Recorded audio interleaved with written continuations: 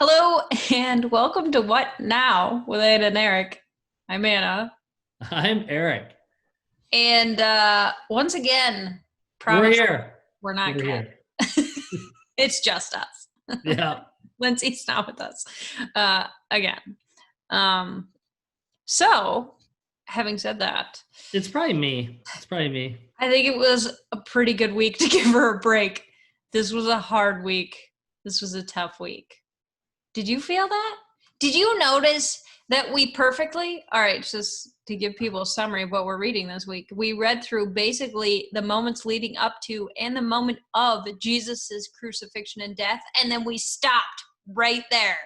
Right when he died, nothing. Cliffhanger. Get to the resurrection. We didn't get to oh, don't worry, guys. It's all very hopeful. Nope. Yeah. So I was what? like, what is this timing? This is horrible. So it's because you put that in there. I still remember I went to a camp for middle schoolers, and the speaker was talking. He basically was trying to go through creation, the fall, and then the excitement about Jesus. But then on the Saturday talk, he gave this huge talk about how, there is no hope. We have no idea how to do this. We screwed it up. And then he left it there. Like, he went through creation in the fall and he left it at, like, he didn't introduce Jesus. Like, he didn't say, but Jesus, But he don't worry. left it there. And for the next talk, he was going to bring, but he left middle schoolers with this, well, we screwed it up. God didn't know what to do. God wasn't sure. God kept sending prophets. We kept screwing it up. And then he left it. And I'm like, wait a second. And then that's what it reminded me of, because it's like, and Jesus is crucified. He died. Now what? Now what? So I know we haven't done a 3-word summary in a while, but I did have one for this week. Not really intentionally, it's just what I was thinking. So, we've been talking previously about how powerful it is to read the Bible chronologically and have this sense of anticipation of, hey, Jesus is coming. We've seen the state that the world has been in. We've seen, the prophets as they're like, man, but the Messiah is going to come. Like, we've seen that anticipation. We've seen God warning people and telling people and building up to this moment of rescuing humanity from the very difficult situation we put ourselves in. And it's culminating in this, what will be this very joyous moment with Jesus. But as I was reading through this week, and speaking honestly here, I could not wait for it to be over. It was painful. It was painful. And But yeah, and that's what I think we talked about this in the Old Testament. Like, when we were going through this, we had so many talks about how excited we were to get to the New Testament, how excited we were to get to Jesus. But yeah, now to get to this point, we never really talked about how crappy it's going to be when yes. we're in this point of it. Like, that's the emotional side of chronologically reading through it and getting to this point is a different emotion than I thought it was going to be. Like, I didn't think I was going to get this emotionally invested into these parts, because I was like, oh yeah, and even leading up to this, it was like, oh yeah, I remember that story. Oh yeah, I remember when Jesus did that. Oh yeah, they're hanging out, they're doing this. Yeah. And then you get to this, you're like, oh yeah, then this happens. Oh yeah. Yeah. And so, I mean, what I was thinking as I was going through this is I was thinking, at what cost?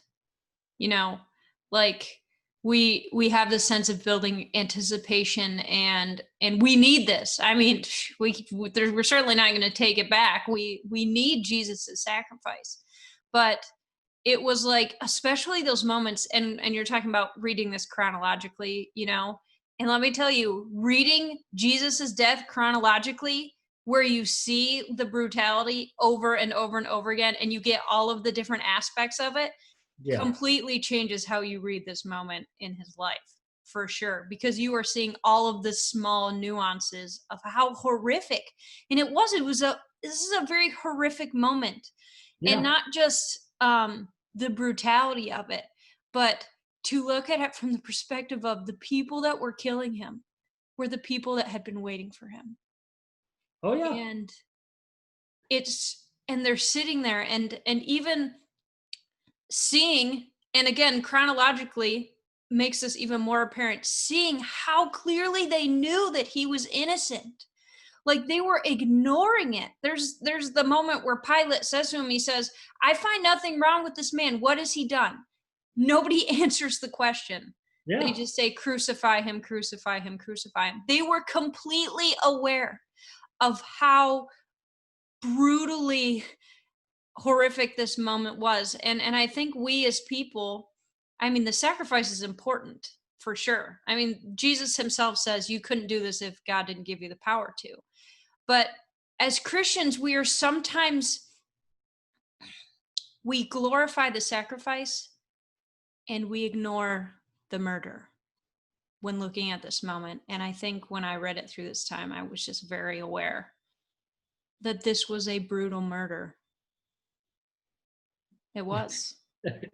Yeah, and it's a tough,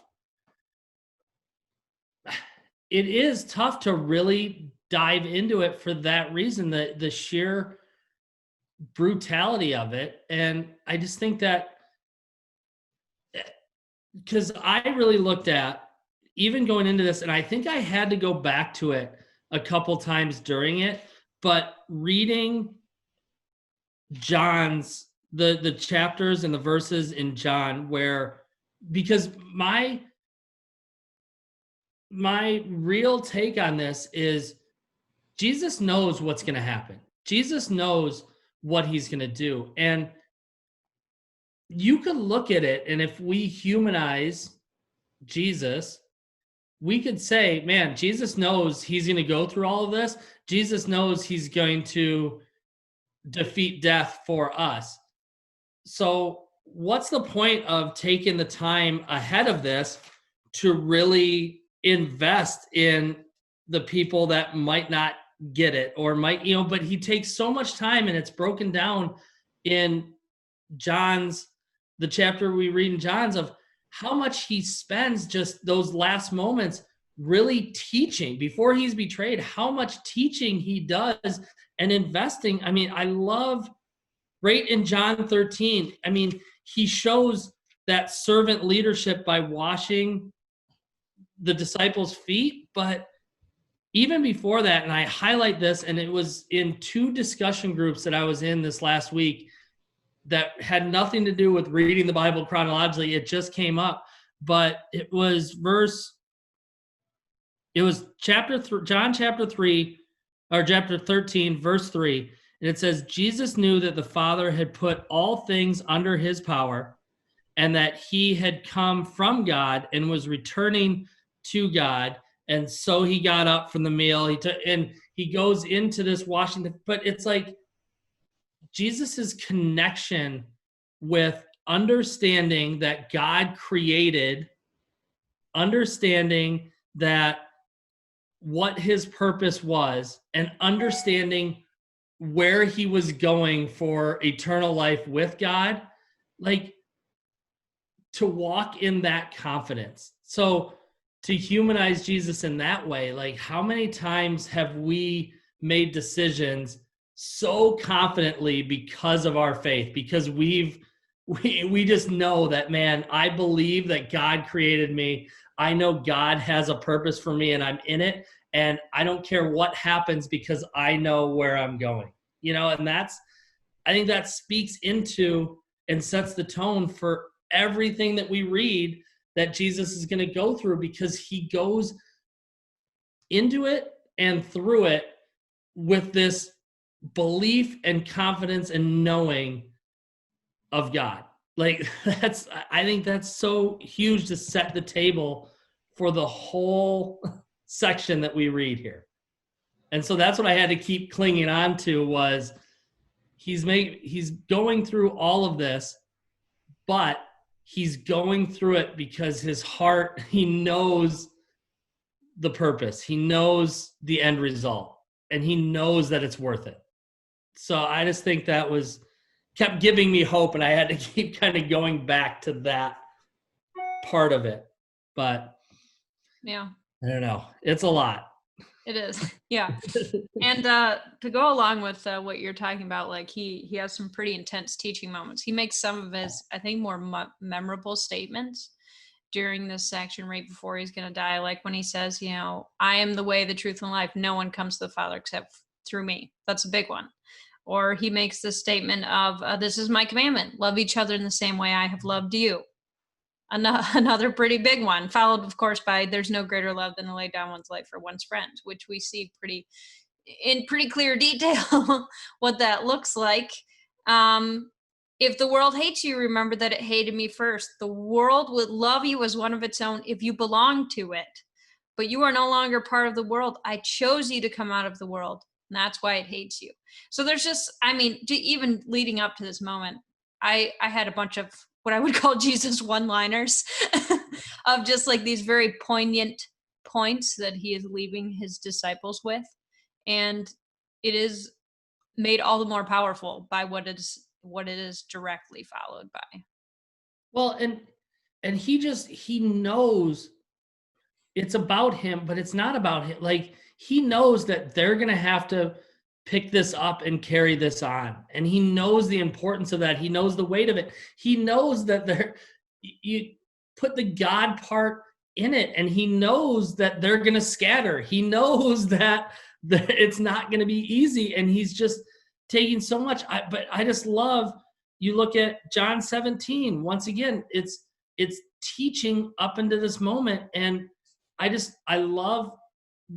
think there's an order and a reason behind it, but when he prays for himself. He prays for the disciples who are closest to him. And then he prays for future believers. And it's like, that is such a lead by example of, okay, pray for yourself, make sure you're right.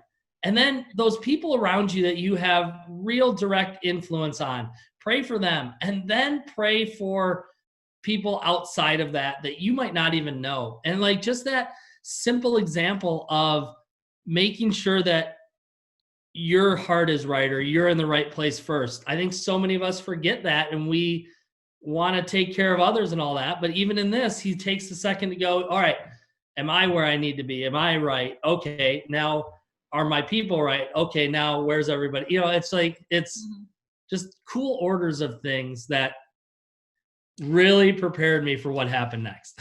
Yeah. It is pretty cool that this is, you don't necessarily really think about this as you're reading it, but what that verse where you're talking about, I am praying not only for these disciples, but also for all who will ever believe in me through their message. Jesus is directly praying for you and I in that moment. It's kind of cool to see, you know, we're like, oh man, wouldn't it have been so cool to walk with Jesus? Well, number one, Jesus says, be cooler to walk with the Holy Spirit. Yeah. But second of all, it's cool to think that while Jesus was alive, he literally prayed for you and me. That's crazy to think about. It's very cool. Well, and that's the levels of it and how deep you really want to go. Because that's the thing is, I think it's, man, how cool would it be to sit and have a conversation with Jesus? Well, Jesus lets us know that the Holy Spirit is going to dwell in us and be with us and be an advocate and a helper. He's telling us that we have this direct line of communication to God. Like, you're in it. You're in it. And he's telling us, like, you might not physically be able to sit next to Jesus, but you are able to have that close relationship and interact with him on a regular basis. Yeah. And I think we miss the power in that. Yeah. And we think, what would it be like? Well, no, what is it like? And how can you put that into practice now? Yeah, I think the Old Testament really drives home what a big deal the Holy Spirit is. I mean, it's a big deal. Yes. Jesus wiping out the sin plane and tearing the veil between us and him. It's huge. I mean, yes, our sins were eradicated, we're going to heaven. That is certainly the biggest win.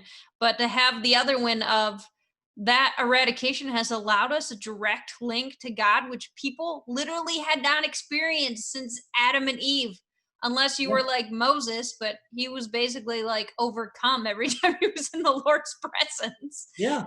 So it's just crazy to think about that this is a very big deal. Yeah. And that's, I think even now, just thinking about you think of conversations and people say, man, could you imagine what it would be like when Adam was walking with God and having these conversations? It's like, have you ever just gone for a walk and invited God into Yeah. that walk with you? Like you can have that cool of the morning, that walk, and really experiencing that. You can have that. It's just up to you how you want to let that in. Like you're in control of what level of relationship you want to have, because Jesus tells us it's all available for us now. Yeah. And so to be shut down for it, that's on our end. That's not on God. God's not going anywhere. He's He only took the opening that big door. step. Yeah. So, but I just think that's where I had to keep coming back to the John part of the reading this week to really say, man, look at how much hope Jesus. There's going to be a lot of bad, but man, every time.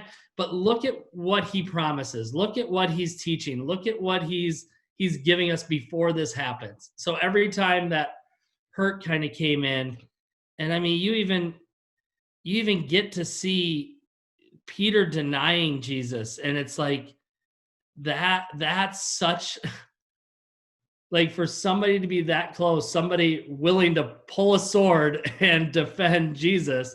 Yeah, he literally whacked a guy's ear off. Yeah, he literally pulled a weapon and was ready to go after it. And then just a little bit time later, it's, well, I don't know. I don't know what you're talking about. That fear creeps in, and not knowing, that unknown, and out of your comfort zone and out of your safety net of being around Jesus.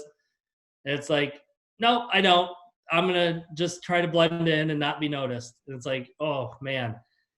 And there's a lot of power in this section. Like a lot of powerful moments. There was one portion that I got a chuckle out of. Just one.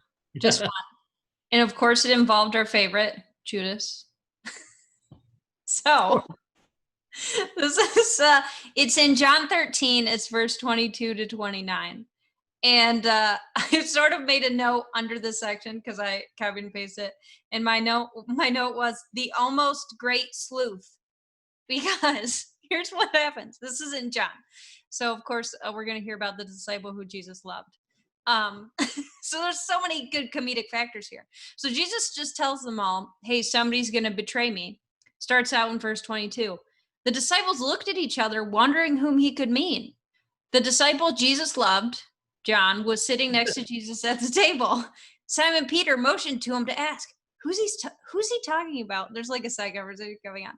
So that disciple leaned over to Jesus and asked, Lord, who is it?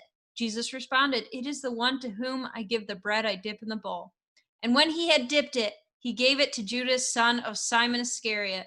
When Judas had eaten the bread, Satan entered into him. And then Jesus told him, hurry and do what you were going to do. So at this point, you're thinking, oh, well, now everybody knows. No, none of the others at the table knew what Jesus meant. Since Judas was their treasurer, some thought Jesus was telling him to go and pay for the food or to give some money to the poor. I was like, it starts out this section like they're gonna figure out who's the bad guy. Like Peter's like, who do you think it is? And he's like, oh, I'm gonna ask Jesus. Jesus, who do you think it is? And he's like, oh, I'm gonna give him the bread, dip in the bowl. Nobody knows what's happening. And there are so many instances of God concealing things from people, so we really shouldn't be surprised by this.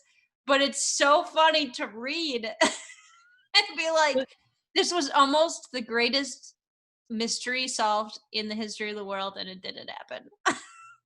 Yeah, but I just think maybe he went to pay the tab. I don't know where he went. I don't know where he went. Man, We did. Did he dip the bread? What? I'm so confused. Like, how did you look at anything else but Yeah, the but bread? it was only Like, Judas. Now, if you read the other gospels, they all kind of tell this a little bit differently. That yeah. one was the most obvious, which maybe was just a writing thing on John's part to like make it, I don't know, like this is how clearly we should have seen this moment. But it's just, it's even funnier because it's got the disciple Jesus loved in there, which is always has a comedic factor. It was just I'm like the always gonna one. get that in. He's always gonna make sure. Yeah, yeah. So it was like the one funny moment in the whole week of reading. I was like, this is great. Yeah, maybe he just shuffled him off to go give money to the poor. Whatever, I wouldn't worry about doing it. money things. Yeah. It's Judas. Oh, Judas. I mean, it did not work out well for him. We certainly saw that this week, but he brought in some comedy. Yeah, and I don't know when I've got into this discussion, but it's come up a couple times. And you think about it, like if you play things out, like you just say what ifs, the what if moments. But what if Judas didn't hang himself? What if Judas like stuck around long enough for Jesus to come? Like, yeah, what would that have been like? What would that have interaction have been like? Because we talk about Jesus coming back later, so I can hope. But it's like spoiler. Yeah, he's alive. Spoiler. Things are gonna be okay. He's gonna come back, but when he does, he goes after his disciples who have fled. Like, would Judas have made that list of people he went back to and like forgive? It's crazy to think about that part of it. And unfortunately, Judas's story ends. It does. Right now. Mm-hmm. So we'll never know. But it's like those what if. I think Marvel does a whole comic book series of what if things didn't happen the way they happened. But I don't know. Maybe the what if of the Bible. What if? No. I'm not going to write it. I'm not stepping on those toes. Somebody else can do it. Your choice. Yeah. Somebody else can do that. I'm not playing that game. Do you want to do next steps, or do you have any other sections you want to talk about? No, that would like I said, that the John part was really huge for me to kind of root it in that. And that's kind of where my next step came from, was that really taking a really good look at the strength of your belief. That I just think that leading up to that set the tone for this whole reading for me, was that verse of knowing that God put this in place, God created everything, that I have a purpose and where I'm going. And like, how many times do we take that piece out of it and we go on our own and just do our own thing? But think of those moments that you actually did walk in step with God and full belief in God and not fearing what was going to come out of that. Those are pretty great moments. And like, how many times do we stray away from that and maybe miss some really good opportunities? Yeah. So I just think taking that, once again, self-evaluation, gotta love that. Take a look at yourself. Check yourself before you wreck yourself. Yes. As the wonderful poet of our generation, my generation maybe, once said. I don't actually remember who said that. Who was that? It's one of those wonderful rap songs. Oh. Is it Tupac? I think it might be Tupac. I literally have no idea. While you're looking that up, I'll start my next step. Prepare your heart. No, I'm joking. It was Ice Cube. Oh, come on.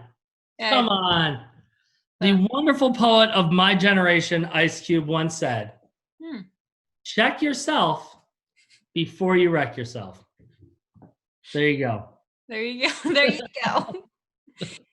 That's not the quote of the day. Jesus, we've read a lot of good quotes from Jesus, so don't let that be the only thing you remember from this podcast. Mine is to take another look at this moment in Jesus's life, aka his death. Something that I found really powerful. Number one, reading this section chronologically, because you really did get all of the little details, some of them over and over, and it really painted a different picture of this moment. And number two, I actually listened to it through the Bible Gateway app, and there was like versions that were kind of read, and then there was versions that were pretty dramatized, and it was pretty intense to listen to. And then my third recommendation would be to read through the Bible chronologically first, but that's a bigger commitment. So if you don't have time to do that right now, I would recommend reading this section of the Bible chronologically so you can get these different aspects, and maybe even to consider listening to the dramatized version of it, because it's very powerful. And again, going back to that parable of Jesus, the people that are most thankful and are most passionate about Jesus Christ are the ones who realize how great their debt was. And so I think this can be a big moment in people's faith walk. And if you're a visual learner, Passion of the Christ, just watch that end part where you get the whole visual, very grotesque beating and crucifixion, which is a little hard to but if you need, maybe turn on the audio of the Bible app and then play the movie, and then you get all aspects of it. Oof. Wow. Multimedia affair right there. Birthday Technology party material for sure. So Halloween just passed. We're done with that stuff. So I do want to end with this one verse. All right. It's John 19:14.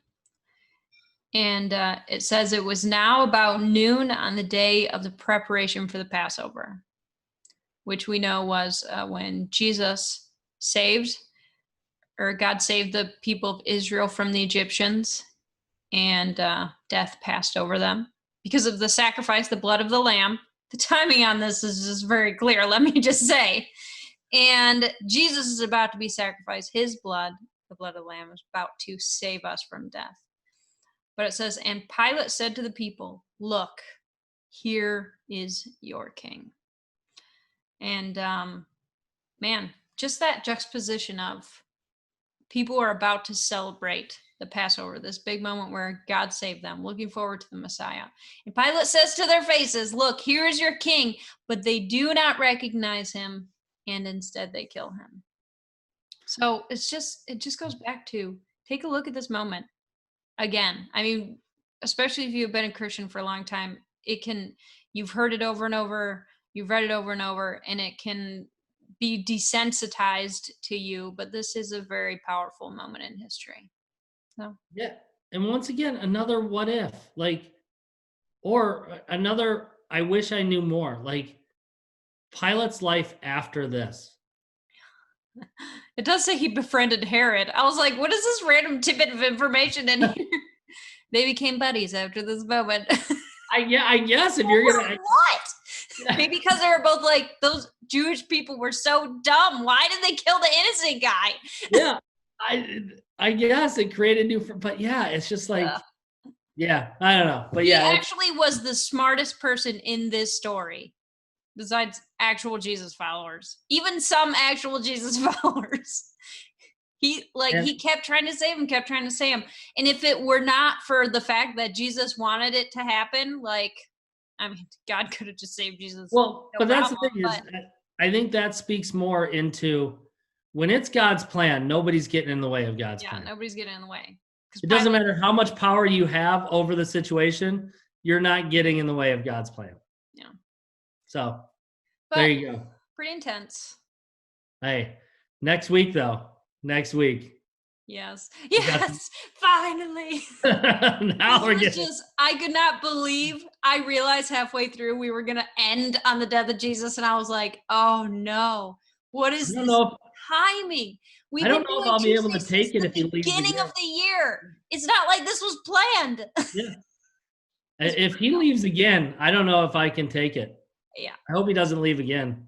I don't know what I'll do after that. Shh. We don't talk about that. We don't talk about that. Okay, so thank you for listening to What Now with Ann and Eric. Yeah. We hope you have a good day. And Yeah. if you read this week and you're in a sad place, look forward to the future. It does get better. It does. There's good things to come. There's still some bad, but there is some good things to come. Yeah. And remember, Revelation's coming, so get ready for that. Yes, it's all up from here. All right. Okay. Thank you and goodbye. Goodbye.